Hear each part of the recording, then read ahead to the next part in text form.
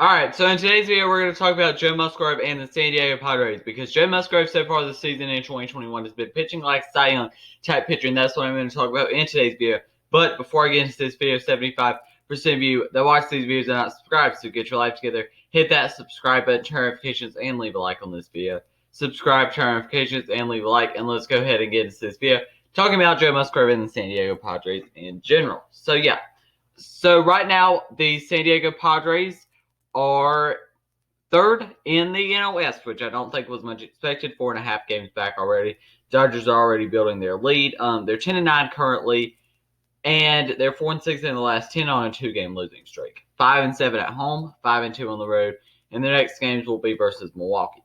So here's the thing: the Padres are disappointing this year. They're having a worse start than they had last year, when they obviously are better getting Yu Darvish, Blake Snell, Joe Musgrove, like we're going to talk about more, and all those type players. But they've been kind of disappointing this season. Now the Giants have been better than expected. The Dodgers, we didn't really think they were going to be the runaway favorite, but we thought it would be a little closer as far as now. Now, for the lineup, that's kind of been where the problem is here. It's not been the pitching that's been too bad. Tatis has been out. He's had a 143 batting average, 2 home runs, and 3 RBIs. He had a shoulder injury, so he's been out. That's part of their problem. Manny Machado, 273 batting average, 3 home runs, 8 RBIs. Not bad. You've got Will Myers, 3 home runs, 11 RBIs, and 293 batting average. Eric Hosmer's been really good, 319 batting average, 3 home runs, and 14 RBIs. But players that they relied on last year, Jake Cronenworth has been good, but Victor Caratini, you weren't expecting a lot from him offensively. Ha-Seong Kim kind of needed to step up with Tatis going down, and he really hasn't. Luis Campesino, who was one of their top prospects, just has really not been it so far. And same thing with Jorge Mateo. He's not been that great. Who they brought in a trade. They didn't give up much back at all. So, it's not like they had to give up significant assets for him. Moving on to the pitching side of things, which is where Joe Musgrove is. So as far as their team batting stats are,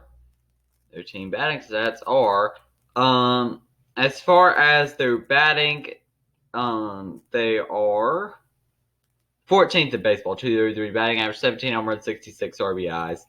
And moving on to the pitching side of things, I would assume they're one of the top ones at pitching.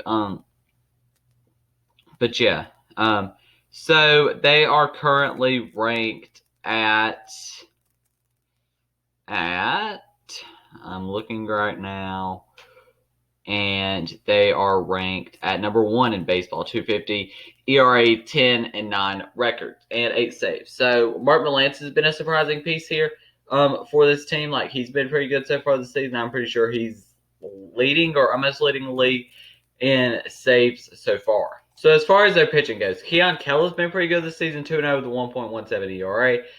Joe Musgrove has been good as well, 2-2 with a 1.04 ERA. You've got Emilio Pagan, 2-0 with a 1.29 ERA. Yu Darvish with a 1-1 record with a 2.55 ERA. Chris Paddock's been okay, 1-2 with a 3.50 ERA. Jake Cronenworth has a 0 ERA pitching. But Mark Melancon has 1 ERA with 6 saves. Snell has not been too great, 0-0 with a 4.11 ERA. But I think it is going to take him a little bit more time to adjust, just for the simple reason that he had been on pretty much an innings limit in Tampa Bay. And I think with him pitching more innings, he might just need to adjust to that, and that might take him a little longer to do. Drew Pomerantz has been good. You would think he was the closer coming into the season. No, it's really been, like I said, Mark Melancon. Now, Joe Musgrove. We're going to go ahead and transition the video to him. Joe Musgrove, drafted in 2011 by the Toronto Blue Jays in the compensation round. Overall pick, 46. He actually is playing for his hometown team in San Diego.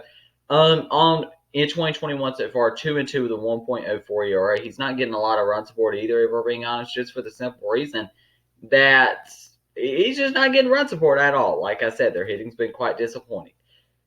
2-2 with a 1.04 ERA. You would think if you got like a 1 ERA, you would probably have 4 wins. So in 2016 with Houston, 4-4 with a 4.06 ERA in 11 games, 10 started. In 62 innings pitched, 59 hits and 28 runs.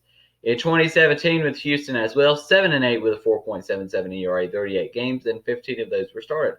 110 innings pretty much, 117 hits, and 59 runs. In 2018, he was traded to Pittsburgh, I'm pretty sure, and he was 6-9 with a 4.06 ERA. He started all of his games that year, and he went 115 innings, 113 hits, and 56 runs.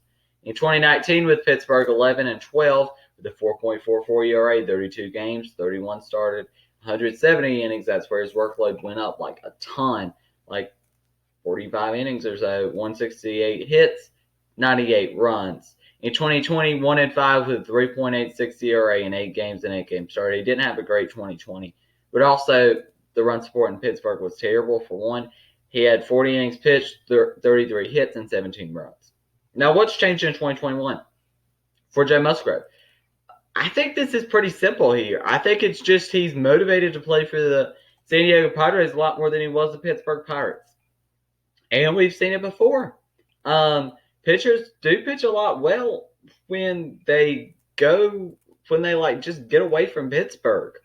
So the trade he was traded to the Padres on January 19th of 2021, where he was traded to the San Diego Padres. The New York Mets were involved as well. Traded Indy Rodriguez to the Pirates. San Diego Padres also traded Joe Lucchesi to the New York Mets, who's been pretty good so far, and the Padres traded David Bedard, Hudson Head, and Drake Fellows, and Omar Cruz to the Pirates.